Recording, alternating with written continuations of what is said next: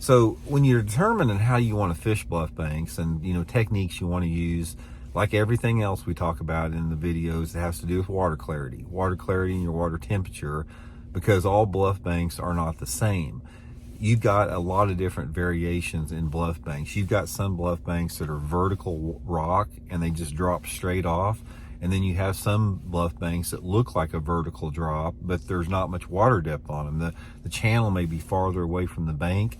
Some bluff banks, the channel hits that bank right up against it, and everything in between. So based upon how the bluff is positioned on the lake, you're going to have different type of water depths, close to the actual bluff bank itself. So again, all bluff banks aren't created equal.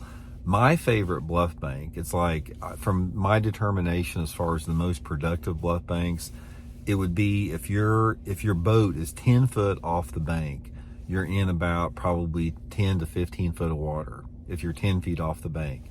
I have not done that great on those vertical walls where you're right up against the bluff and it drops straight into 20 foot. It just seems like that's not a good habitat for the fish.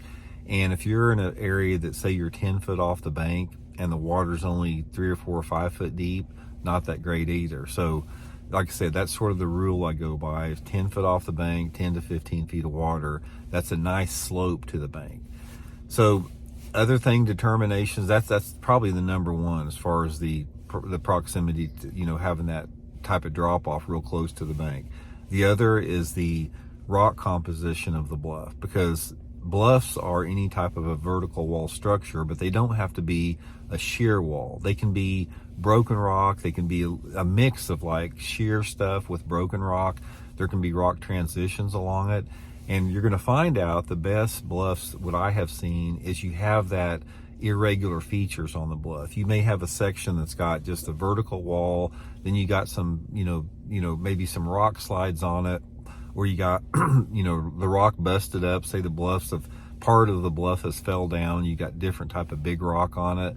Those are going to be the best areas in correlation with where the bluff is positioned at. Now, during the pre-spawn time of the year, you're going to find that your best bluffs are in your major creek arms.